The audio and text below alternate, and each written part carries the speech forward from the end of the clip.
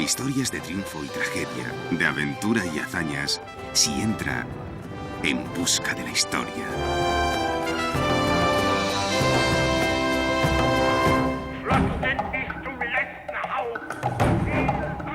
En menos de 15 años pasó de estar en una total oscuridad a ser el gobernante absoluto de la Alemania nazi.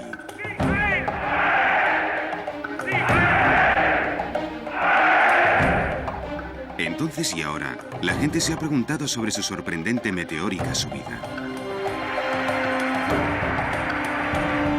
¿Era Adolf Hitler simplemente un cínico maestro en oportunismo político? ¿O de alguna manera se aprovechó de los poderes secretos de las ciencias ocultas? ¿Era Hitler un obseso creyente de una grotesca doctrina? ¿Un depravado mesías abrazando un oscuro y misterioso destino?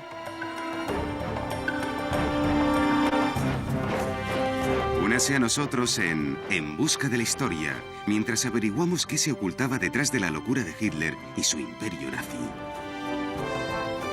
Hitler y el ocultismo.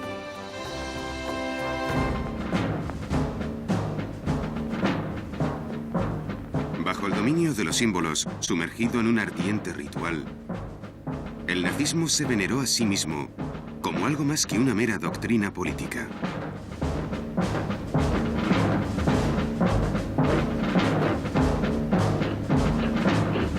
El reino de la esvástica tenía sus raíces en el ocultismo, en la creencia en poderes mágicos que podían desvelar los secretos del universo.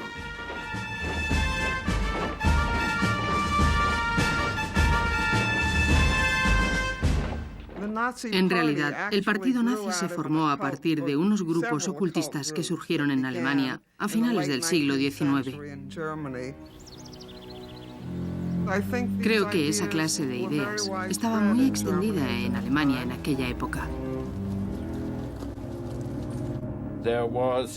A comienzos del siglo XX existía una violenta reacción contra el materialismo, el positivismo y el presente, y tomó la forma de una especie de espiritualismo, de volver a la naturaleza, de buscar las fuerzas de la vida que eran verdaderas contra el presente que era falso. Y Hitler entró en contacto con esas ideas.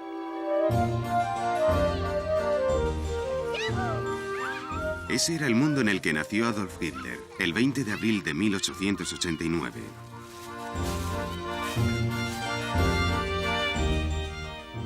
No en Alemania, sino en el vecino imperio austrohúngaro, una nación con muchas razas y lenguas. La familia de Hitler era germanoparlante y fue con Alemania con la que Hitler desarrolló su apasionada relación y lealtad.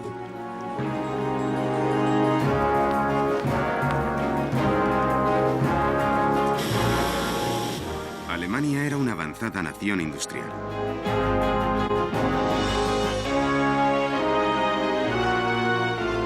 Pero Hitler estaba fascinado por una idealizada Alemania de un lejano pasado mítico.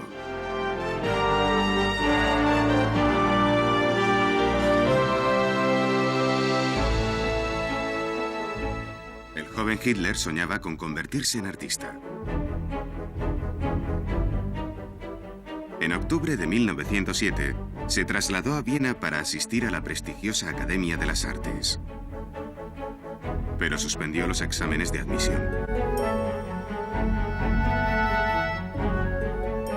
Manteniéndose gracias a una pequeña herencia y a la venta de las acuarelas que pintaba, Hitler iba sobreviviendo hasta que descubrió unos extraños panfletos llamados Ostara.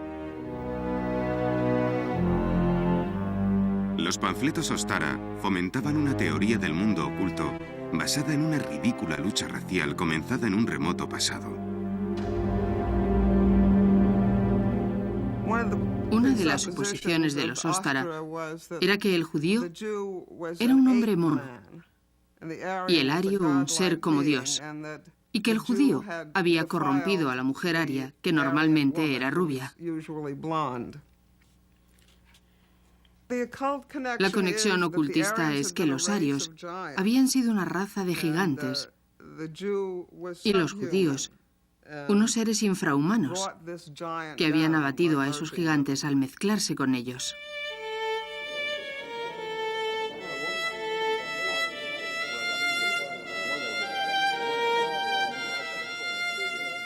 Los prejuicios contra los judíos eran algo común en Europa, pero fue esta forma ocultista de antisemitismo lo que abrazaría y alimentaría a Hitler durante el resto de su vida.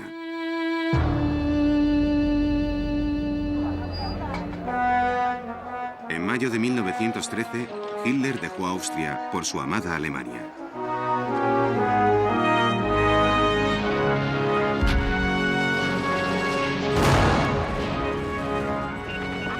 Cuando un año y medio más tarde estalló la Primera Guerra Mundial, Hitler se alistó rápidamente. Ahora podía ser un héroe alemán. Más tarde proclamaría que durante esta guerra descubrió que había sido personalmente protegido por la Providencia. Contaba la historia de una supervivencia milagrosa. Estaba en una trinchera con varios camaradas. Repentinamente oí una voz que me decía: «Levántate y sal de ahí». Era tan clara e insistente que obedecí automáticamente y me marché a 20 pasos de la trinchera. Apenas acababa de hacerlo cuando un resplandor y un ruido ensordecedor salió del lugar de la trinchera que yo acababa de dejar. Una granada perdida había estallado en el grupo con el que yo había estado sentado y todos murieron. Esto fue considerado por los ocultistas como un buen ejemplo de que Hitler había sido guiado y protegido por voces incorpóreas y fuerzas sobrenaturales. Pero esa historia me hace dudar de si ese suceso ocurrió realmente o no.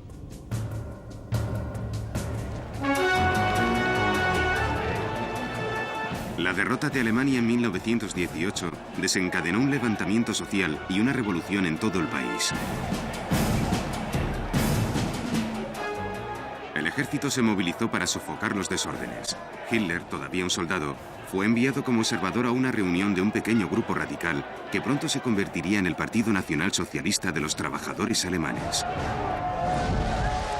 Con frecuencia el nombre del partido era abreviado en lo que se convertiría en una tristemente famosa palabra: nazi. No se unió con la intención de encontrar un lugar al que pertenecer. De hecho, fue un poco extraño que se asociara al partido. Y quiero mencionar que probablemente también atribuiría esa decisión a la Providencia. Hitler ascendió rápidamente, llegando a destacar en el partido, y en 1921 se había convertido en su líder, su Führer. Absolutamente consciente del casi mágico poder de los símbolos, Hitler se concentró en crear un hipnótico emblema para el partido.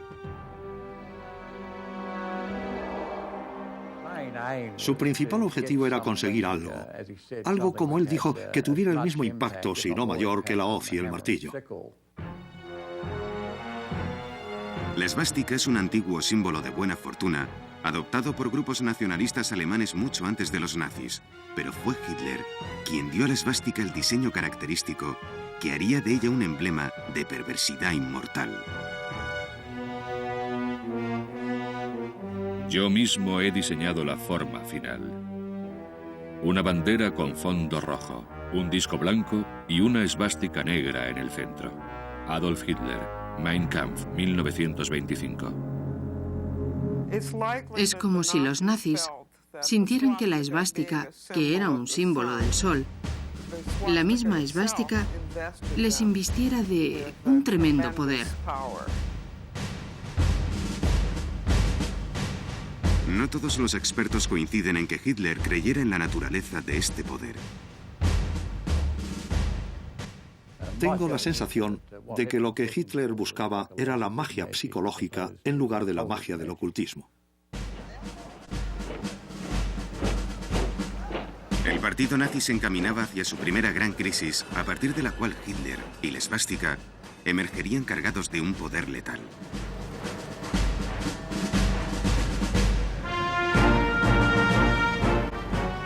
El 9 de noviembre de 1923, Hitler y sus tropas de asalto nazis irrumpieron en el ayuntamiento de Múnich con la intención de tomar el poder.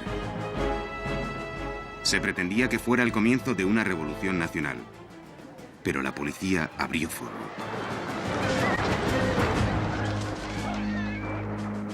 Los nazis huyeron buscando refugio. Atrás quedaron 16 miembros del partido muertos. El golpe había sido sofocado. Aunque al final Hitler fue condenado por traición, el juicio le proporcionó una plataforma política nacional. Desde allí, declaró que Alemania había sido traicionada por los judíos y que él y el partido nazi podían restituir el prestigio alemán.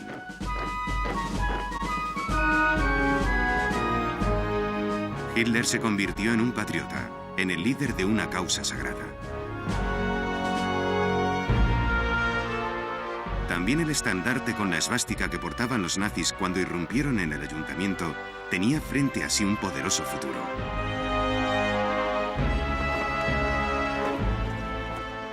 Conocida como la bandera de sangre, en las reagrupaciones de tropas y desfiles posteriores, tocaría y consagraría el estandarte de cada unidad.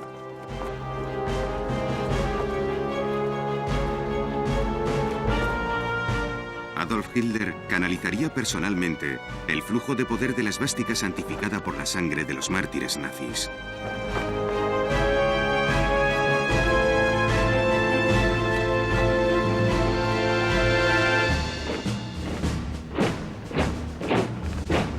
A la vuelta en Busca de la Historia, conoceremos a los ocultistas que rodeaban a Hitler y que le ayudaron a subir al poder.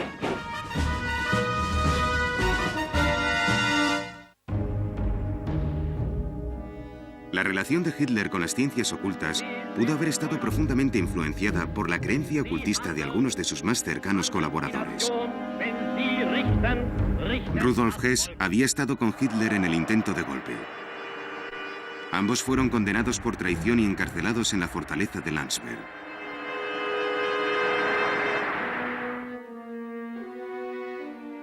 Fue allí donde Hitler comenzó el libro que, efectivamente, se convertiría en la Biblia nazi. Mein Kampf, mi lucha. Hitler dictaba mientras Hess escribía a máquina las palabras del Führer. Pero Hess haría una contribución incluso más significativa a la carrera de Hitler. Todos los grupos ocultistas que comenzaron a finales del siglo XIX hablaban sobre la llegada de un Mesías. Parece que fue Hess quien le sugirió que podría llegar a ser el Mesías que todo el mundo estaba esperando. Hitler salió de Landsberg a finales de 1924. Hess, que se convertiría en el asistente del Führer, salió unos meses después. Por entonces, Hitler había iniciado la creación de una nueva unidad paramilitar separada de las ya existentes tropas de asalto de camisa marrón. Las tropas de asalto eran leales al partido, pero este nuevo grupo, que se distinguía por sus uniformes negros, juraba fidelidad personal a Hitler. Se trataba de la Schutzstaffel, las SS.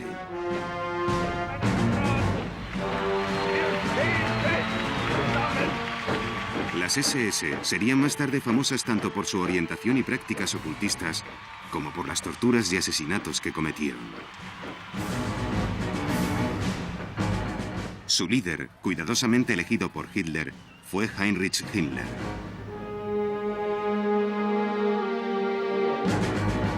Himmler estaba muy introducido en el ocultismo y creo que trató de convencer a Hitler para que también se metiera él. Himmler creía que Hitler era la reencarnación de varios antiguos guerreros y reyes. Obsesionado con el mito ario, Himmler buscó oficiales de las SS cuya pureza de su ascendencia aria se remontara al menos 175 años.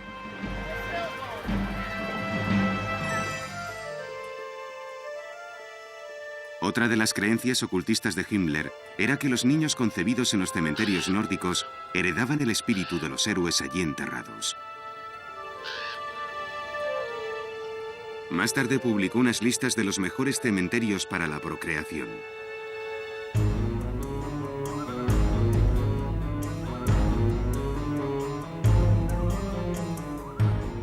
entrenamiento de las SS fue llevado a cabo por Himmler como un ritual secreto en un antiguo castillo. La sala principal tenía una mesa redonda real decorada con esvásticas. Bajo esa sala había una cripta que, según una visión de Himmler, un día contendría 12 pedestales para soportar las urnas con las cenizas de los héroes de las SS, destinadas a ser veneradas.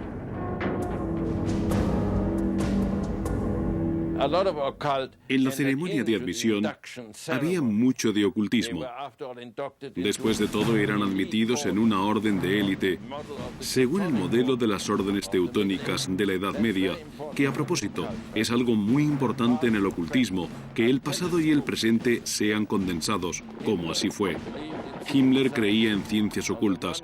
Por un lado se podría decir que todo resulta muy extraño, pero por otro lado fue un genio en cuanto a sus dotes organizativas. Uno de los poderes más grandes de Hitler estaba a punto de surgir con renovada y abrumadora fuerza.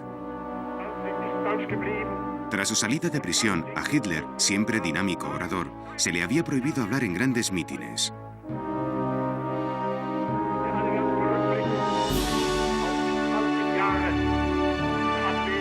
En marzo de 1927, autorizado a dar un discurso público, Hitler parecía dotado de una autoridad y un carisma incluso mayores.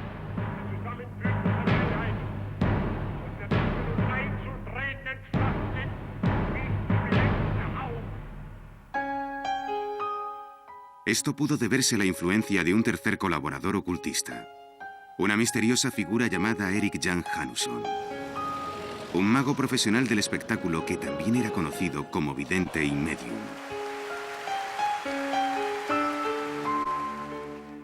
Janusson ayudó a Hitler a perfeccionar una serie de poses exageradas, especialmente efectivas en una época en la que las grandes audiencias no podían ver de cerca a un famoso orador.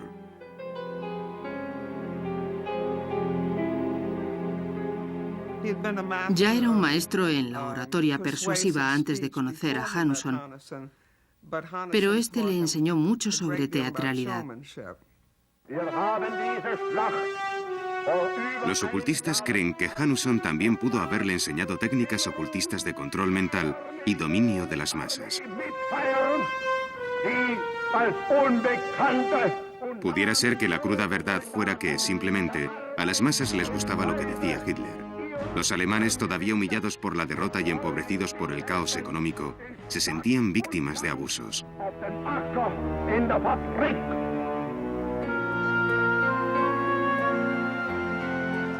El invariable mensaje de Hitler era que Alemania había sido repetidamente traicionada. El enemigo era siempre el mismo, siempre los judíos. Bajo ese interés económico y político, se hallaba la doctrina ocultista de que los judíos eran humanos inferiores, los adversarios inherentes a la raza aria.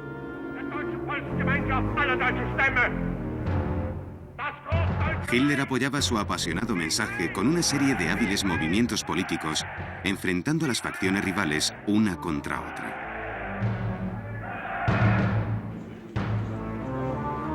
Aunque los nazis no consiguieron mayoría electoral, se hicieron tan poderosos que en junio de 1933 ofrecieron a Hitler la Cancillería. Él aceptó.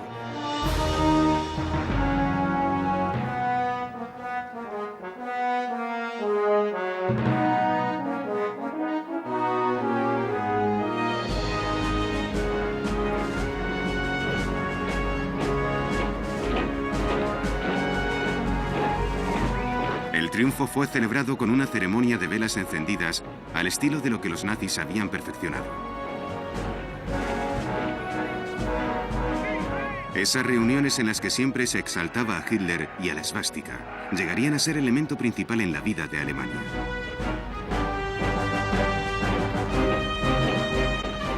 La emoción de esos grandes mítines era lo suficientemente fuerte como para atraer incluso a un joven judío a ser testigo de su poder.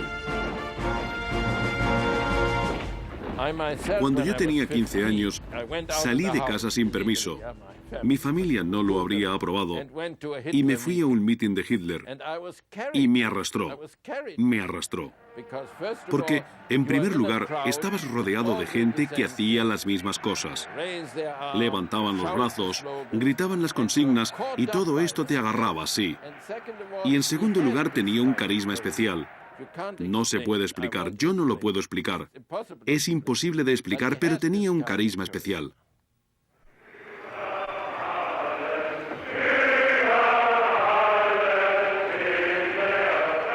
No se vaya, que seguimos en busca de la historia y veremos al evangelio ocultista de Hitler convertirse en una nueva religión alemana.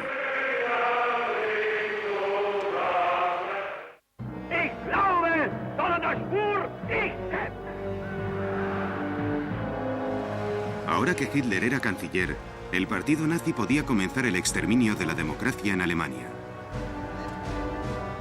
Sorprendentemente, la lucha apenas encontró resistencia. Era casi como si el país aceptara esa emocionante nueva dirección, seducido por la perspectiva de una reivindicación y una renovada fuerza.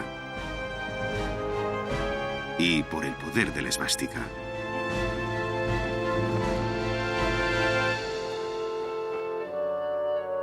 Manfred Rommel, hijo de uno de los generales más famosos de Hitler, el mariscal de campo Erwin Rommel, mantiene un vivo recuerdo de aquellos impetuosos días. Anteriormente, en la democracia, los periódicos siempre criticaban a los políticos y decían que eran incapaces de hacer nada auténtico. De pronto, tras la llegada de Hitler al poder, todos los periódicos, los noticiarios, las emisoras de radio decían: esto es maravilloso.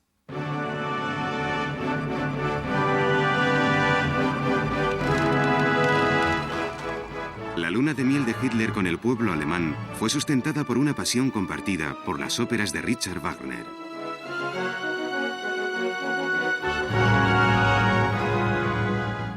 Wagner era más que un compositor, era un maestro intoxicado por el drama que vigorizaba las sagas y las leyendas de la caballería germana para crear un glorioso ciclo de mitología heroica. Al menos en una ocasión, Hitler dijo que él basaba su religión en la obra maestra wagneriana Parsifal. Sir Parsifal, un sagrado héroe nacional, había dedicado su vida a la búsqueda del Santo Grial.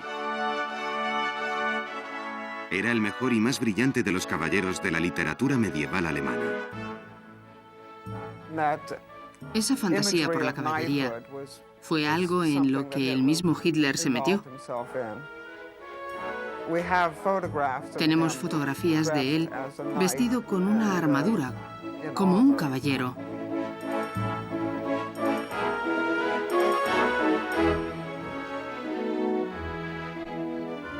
Una constante pero no confirmada leyenda sostiene que Hitler, cuando era joven, visitó el Museo Weltliche Schatzkammer de Viena y vio una antigua lanza que creía estuvo una vez en posesión de Sir Parsifal.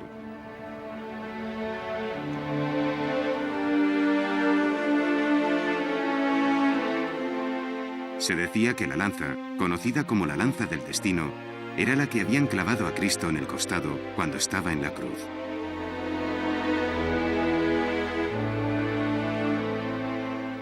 La tradición ocultista mantenía que quien poseyera la lanza y comprendiera sus sagrados misterios tendría el destino del mundo en sus manos.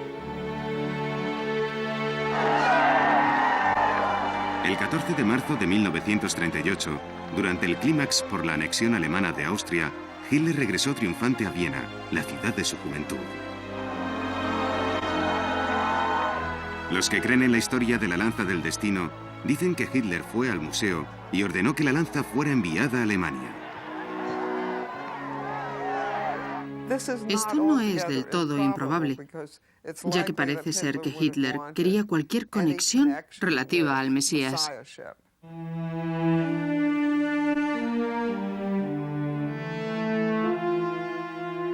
Se debe llegar a la conclusión de que toda esta historia no es más que una leyenda.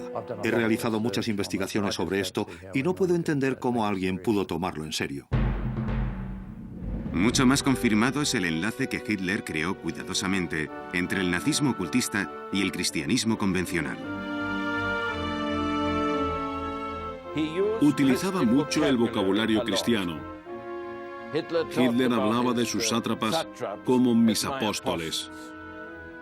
Por lo tanto, lo que aquí se ve es que utilizaba el cristianismo de una forma superficial, pero Cristo se convierte en una figura alemana, en una figura germánica que no tiene conexión con el Antiguo Testamento.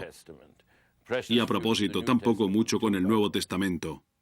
Una vez le dijo a mi padre, tu Dios es para los débiles y mi Dios es para los fuertes. Hitler se estaba introduciendo claramente en una nueva religión. Se iba a crear un nuevo hombre y una nueva civilización. Hasta que el nuevo hombre pudiera ser creado, los científicos nazis se dedicaron a buscar, por medio de cuidadosas mediciones y pruebas, la más perfecta flor de la juventud alemana. Estos fueron los paradigmas elegidos que mejor representaban al ideal ario rubio de ojos azules.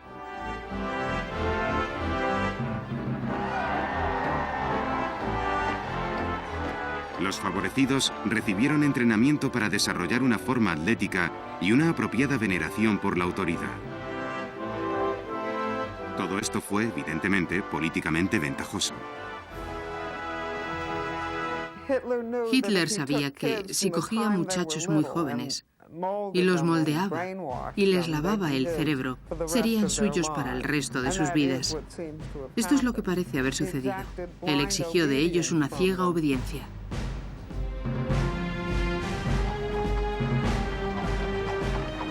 Pero el cultivo nazi de las juventudes hitlerianas también tenía raíces en la veneración por el mito ario y los símbolos ocultistas.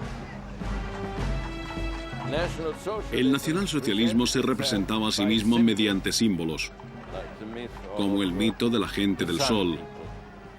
Una de las cosas que el nacionalsocialismo se apropió como símbolo fue griego.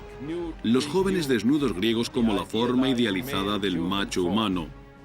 Esa fue la concretización, podríamos decir, de los niños de la luz. Hitler quería hacer algo más que educar y formar jóvenes alemanes. Quería producir literalmente una nueva raza superior fundamentada en el ideal ario. Este objetivo fue una distorsión de la teoría de la evolución de Darwin. Mucho de lo que ocurrió podría justificarse con la idea de la supervivencia del más fuerte.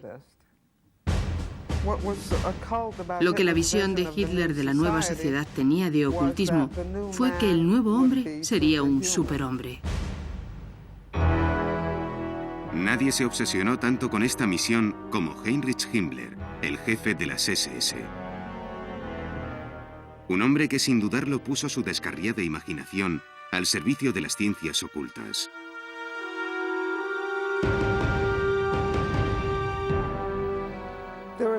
Existe una historia que fue descubierta por un profesor de antropología en un testimonio para los juicios de Nuremberg.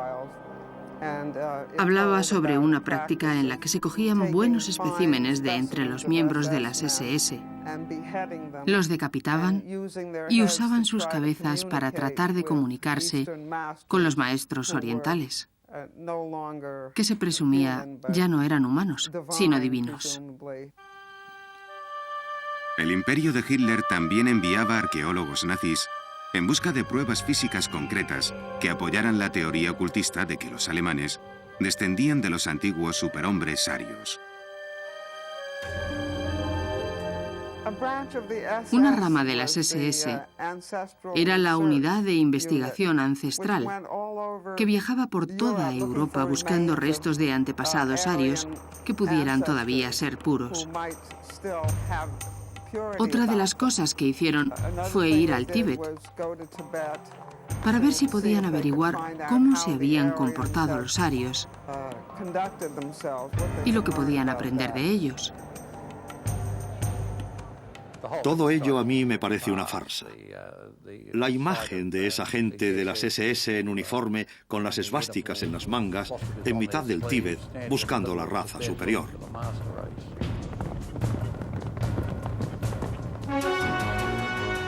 El sueño de Hitler de una raza aria superior gobernando el mundo estaba a punto de desencadenar la Segunda Guerra Mundial.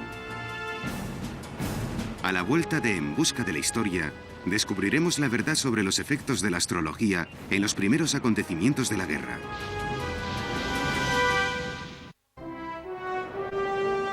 Indudablemente, la constante leyenda sobre Hitler y las ciencias ocultas se puede desechar. No existen pruebas de que Hitler consultara jamás a un astrólogo. En realidad, él rechazaba contundentemente cualquier profeta, excepto él mismo. Sin embargo, un astrólogo, una siniestra figura llamada Karl Kraft, se convirtió en punto clave de una de las más misteriosas series de acontecimientos durante la Segunda Guerra Mundial.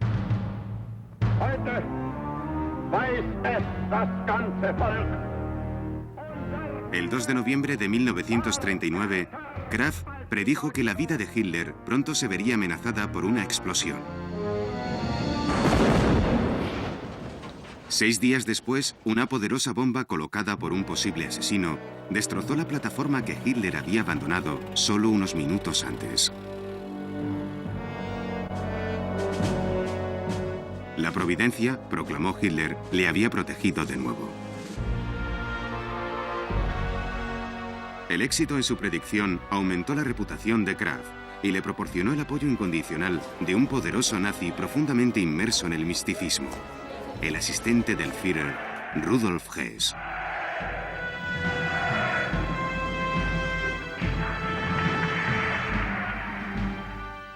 El grado en el que Kraft y otros astrólogos influyeron en Hess tendría unas consecuencias de alarma nacional 1 año y medio después.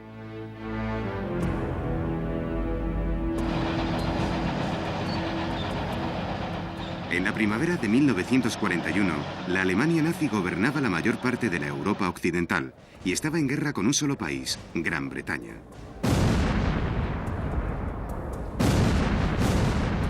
Por razones que siguen siendo un misterio, Rudolf Hess había sido persuadido de que él solo podía hablar con los británicos para llegar a un tratado de paz. Experto piloto, se embarcó en un extraño y peligroso vuelo en solitario, cruzando el Mar del Norte el 10 de mayo de 1941.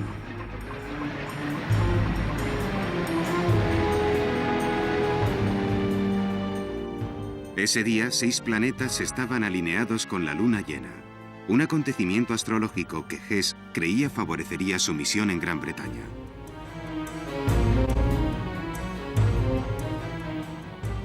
Los historiadores coinciden casi unánimemente en que Hitler desconocía el plan de Hess. El asistente del Führer, que llevaba una gran variedad de símbolos ocultistas, descendió en paracaídas sobre Escocia. Fue capturado y se convirtió en el prisionero de guerra más famoso de la Segunda Guerra Mundial.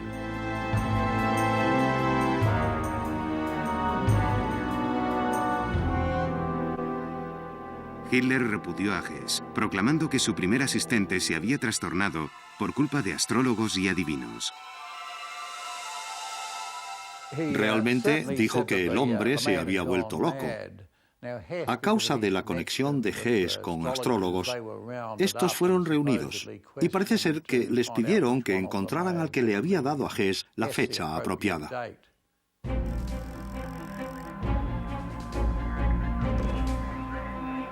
Pero la inteligencia británica, quizás debido a la obsesión de Hess por lo astrológico, estaba erróneamente convencida de que Hitler también estaba entregado a la astrología.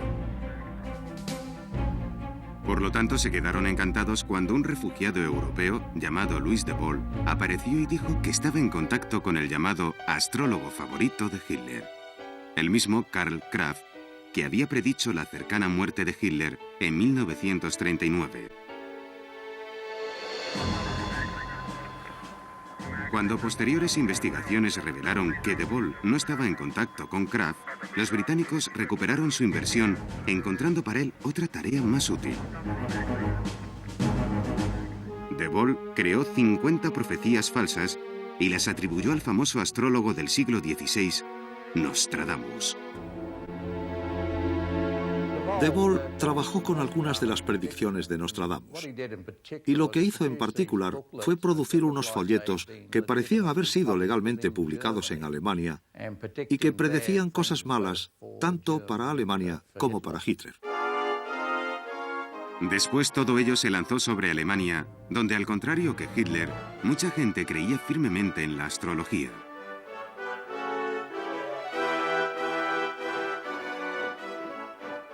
Minar la moral alemana con predicciones astrológicas falsas de derrota fue un esfuerzo que podía haber merecido la pena.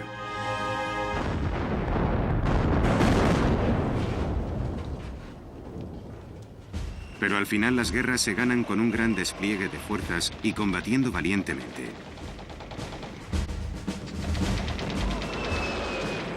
En la primavera de 1945, el imperio nazi se desplomó cuando los aliados y los rusos le acorralaron para asestarle el golpe mortal.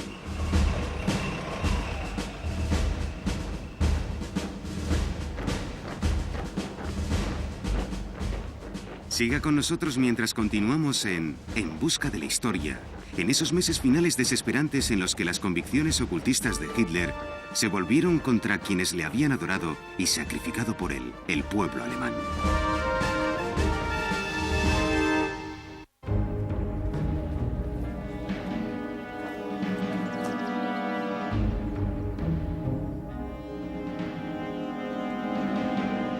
Cuando la marea de la guerra se volvió contra Alemania, Hitler, el que había sido figura central de la vida alemana, raramente era visto en público. ¿Qué iba a hacer? ¿Aparecer en las ciudades bombardeadas? Eso no iba a fortalecer demasiado su popularidad.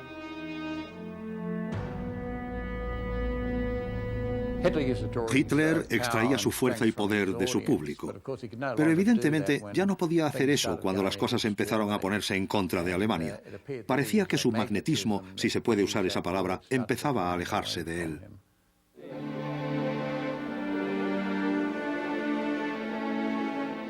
En enero de 1945, mientras su mundo se desmoronaba a su alrededor, Hitler se retiró bajo tierra a su búnker de Berlín. Allí preparó el plan final: la destrucción de Alemania, el país que había adorado toda su vida.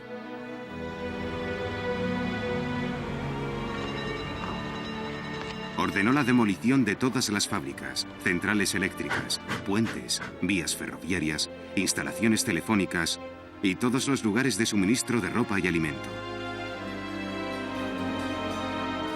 Durante los últimos meses dijo en algunas ocasiones: si los alemanes son incapaces de ganar, merecen desaparecer.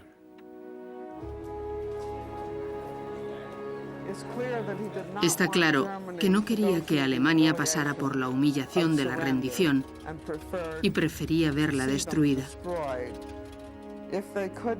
Si no podían ser la nueva raza de superhombres que él había predicho, merecían morir.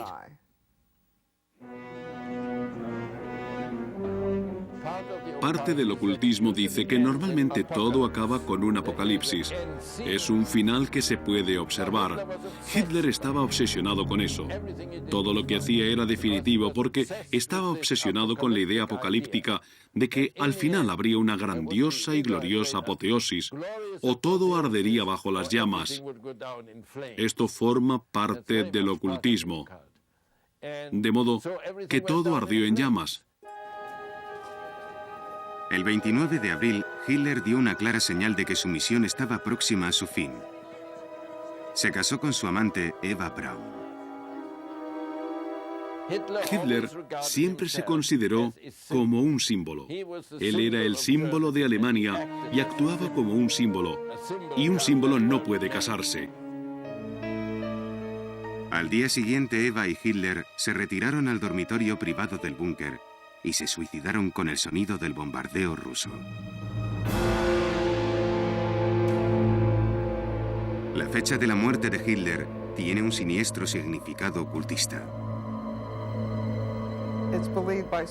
Algunas personas creen que Hitler eligió deliberadamente el 30 de abril como la fecha para suicidarse porque coincidía con la noche de Walpurgis, que se considera como el día más importante del satanismo. De modo que, de acuerdo con un comentarista, se estaba rindiendo a los poderes de la oscuridad. La desaparición de Hitler fue como si se hubiera roto un maleficio. Una semana después, la Alemania nazi se rindió incondicionalmente. El reino de la esvástica había terminado.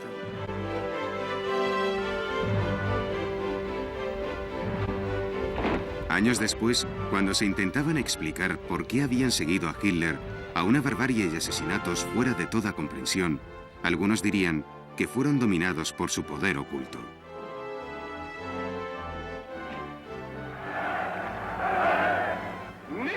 ¿No puede ver la fuerza de su personalidad? ¿Cómo hacía a la gente perder la cabeza? Si Hitler entrara en mi celda y me dijera, haz esto, incluso ahora yo lo haría. Ministro de Asuntos Exteriores Joachim von Ribbentrop, Nuremberg, 1946.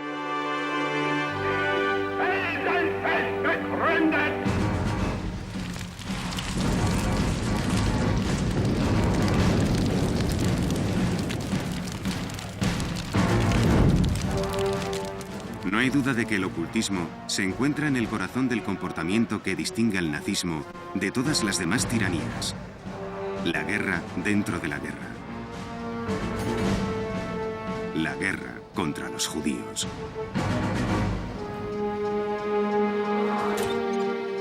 Fue una obsesión inspirada por una teoría ocultista sobre superhombres e infrahumanos.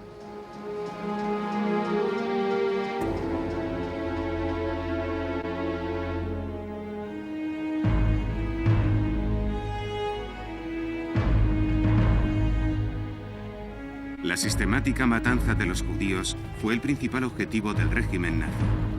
Quizás su único y más importante objetivo. Un objetivo que dominó a Hitler incluso en su último testamento político, redactado horas antes de su suicidio.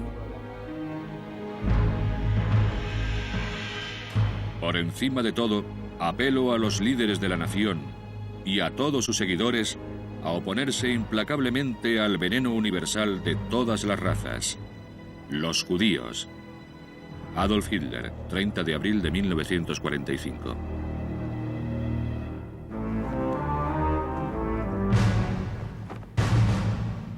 Mucha gente cree que los rituales y símbolos ocultistas tienen un poder inherente.